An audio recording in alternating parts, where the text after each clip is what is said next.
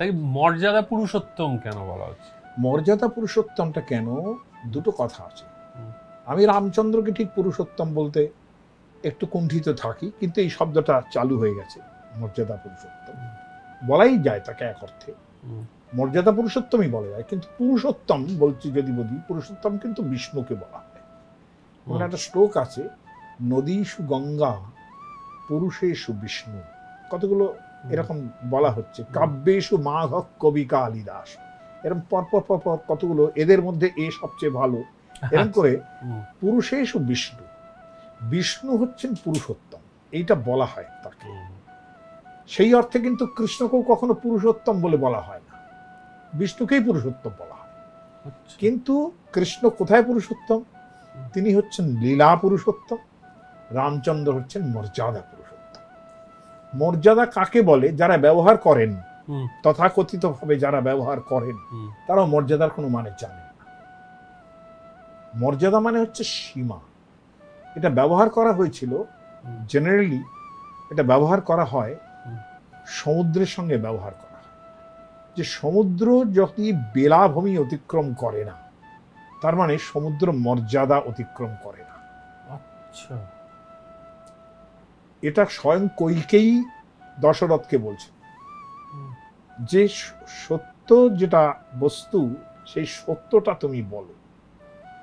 যেহেতু সাগর পর্যন্ত তার বেলাভূমি অতিক্রম করে না, তার মর্যাদা অতিক্রম করে না, সেইখানে দাঁড়িয়ে তুমি সত্য কথা বলো।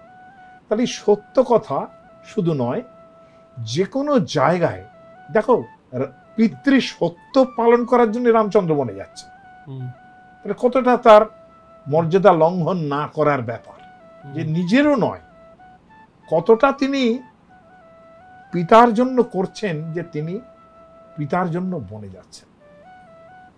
কথা দিয়েছিলেন তো তার বাবা, এক্স্যাক্টলি, তাই না? একদম সেটা পালন করার জন্য রামচন্দ্র বনে যাচ্ছে। বেশ ভালো কথা, আমার সেখানে বক্তব্য না। রামচন্দ্রের জীবনে কোনো একটা জিনিস পাওয়া যাবে না যেখানে সীমা অতিক্রম করেছেন তিনি। ঈশ্বর পুরুষের সীমা অতিক্রম করার অভ্যাস থাকে, যেটা কৃষ্ণের জীবনে বহুল বহুল বহুল পাওয়া যাবে, যার জন্য তিনি লীলা পুরুষোত্তম হয়ে গেছে। কারণ লীলাতে তো এত কম অতিক্রম, খালি অতিক্রম, তাই না? ওকে, আচ্ছা। পরীক্ষিত মহারাজ যখন প্রশ্ন করছেন যে এটা কি শোনালেন আপনি, এতক্ষণ ধরে এই সমস্ত মেয়েদের পর স্ত্রীদের ধরে তিনি নাচ গান করছেন, এসব খারাপ কথা আমাকে কেন শোনালেন? সুখদেবকে প্রশ্ন করছেন। সুখদেব তখন বলছেন, ধর্ম ব্যতিক্রম দৃষ্ট ঈশ্বরানাঞ্চ সাহসম। ঈশ্বর বলছেন ধর্মের ব্যতিক্রম হয়, এবং ঈশ্বর পুরুষ যারা, অসম্ভব প্রভুত্ব গুণ সম্পন্ন মানুষ যিনি, তিনি অন্যরকম করতে পারেন, ধর্মের অন্যরকম করতে পারেন। তার মানে তিনি অতিক্রম করতে পারেন, মর্যাদাকে অতিক্রম করতে পারেন, যা সীমা তার লঙ্ঘন করতে পারে। ঈশ্বরত্বের লক্ষণ মধ্যে আমি এটা বলেছি, তিনি করতে পারেন, না করতে পারেন, অন্যরকম ভাবে করতে পারেন। কাজে এই যে ঈশ্বরত্বের গুণ, সেটা সম্পূর্ণ ওর মধ্যে থাকা সত্ত্বেও উনি কখনো মর্যাদা অতিক্রম করছেন। ওনার একটা স্ত্রী, উনি দ্বিতীয়বার বিবাহ করেননি। এমনকি সীতা পরিত্যাগ করার পরেও যারা বলে সীতা পরিত্যাগ করেছে, তারপরেও কিন্তু তিনি বিবাহ করেন। অশ্বমেধ যজ্ঞ করতে হয়েছে সোনার সীতা স্থাপন করে, বিবাহ করেন, অতিক্রম করেন, নিজেকেও অতিক্রম করেন। সমস্ত জায়গায় যেখানে যেখানেই বিভীষণ, এই যে ধরা যাক তুলসীদাস যখন রাবণকে মারতে পারছেন না, তারা কিন্তু মর্যাদা অতিক্রম করতে পারছে। রাবণ এত বড় একজন রাক্ষস, এত বড় একজন ক্ষমতাশালী অসুর, যাকে তিনি মারতে পারছেন না, তুলসীদাস বলবেন সেই অভিনয় তিনি করছেন। আচ্ছা, তুলসীদাস তো তিনি বিষ্ণু, একেবারে প্রথম থেকেই বিষ্ণু। কাজে তুলসীদাস বলছেন যে প্রভু আমার কি লীলা, যে তিনি কি অভিনয় করছেন, যে রাবণের সঙ্গে তিনি পারছেন না, কিন্তু আসলে পারছিলেনই না। তুলসীদাস কি বললেন? বললেন যে তিনি তখন বিভীষণকে জিজ্ঞেস করলেন যে আমি কি করি বলে তোমার এই দাদাকে তো মর্যাদা অতিক্রম করছেন না, আচ্ছা তাই না? ও আমি সব পারি হ্যাঁ তা কিন্তু নয়। বিভীষণকে বলছেন because he May know the know how, যে কিভাবে রাবণকে মারা যায়, এবং সেটা খুব মানুষের মতো মানুষের মতো। তখন বিভীষণ বললেন যে ওর যে নাভিকুণ্ড ওখানে হ্যাঁ। অমৃত আছে। রামচন্দ্র তখন 31খানা বাণ মারলেন, যা নাকি সর্পের আকৃতি হয়ে জুড়ে যাচ্ছিল, এবং সেই সর্পের আকৃতিতে প্রথমেই নাভিকুণ্ড থেকে অমৃতটা শুষে নিল। মর্যাদা কিন্তু রামচন্দ্র অতিক্রম করলেন। বিভীষণকে জিজ্ঞাসা করলেন, ভগবানের মতো সোজাসুজি চাই করে মেরে দিলেন না। এই যে ব্যাপারটা, কোন জায়গাতে তিনি যখন স্বামী তার অতিক্রম করছেন না, তিনি ভাই যখন তাকে নিয়ে মর্যাদা অতিক্রম করছেন না, কখনো ভাইকে তার চরম সম্মান দিচ্ছেন, তাই না? বন্ধু সুগ্রীবের জন্য তিনি বালি বধ করে বসলেন, মর্যাদা কিন্তু অতিক্রম করে অন্যায় করেছে।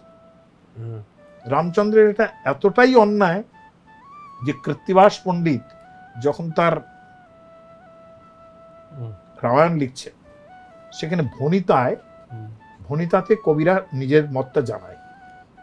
ভনিতা যেখানে হয় সেখানে কবি কিন্তু একটা সাইড নিয়ে নেয়।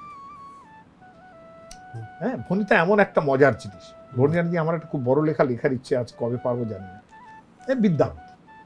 বিদ্যাপতি রাধারানীর সাইড নিয়ে নিচ্ছে, যে বিদ্যাপতি কহে শুনো বরনারী সুজনক পীড়িতি দিন দুই চারি।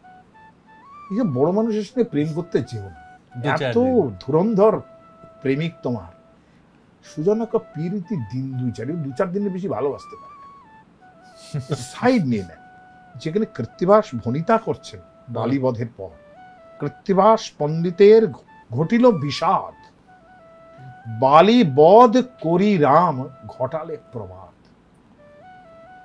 রামচন্দ্র কিন্তু বালিরও অতিক্রম করলেন না মর্যাদা। এতখানি তিনি বীর পুরুষ যে তাকে একটা গাছের আড়ালে থেকে মারতে হলো। তিনি কিন্তু দ্য আদার ওয়ে তিনি কিন্তু বালির মর্যাদা অতিক্রম করলেন না। আদারওয়াইজ সুগ্রীবকে কথা দিয়েছিলেন, সেখানেও কিন্তু মর্যাদা অতিক্রম করলেন না।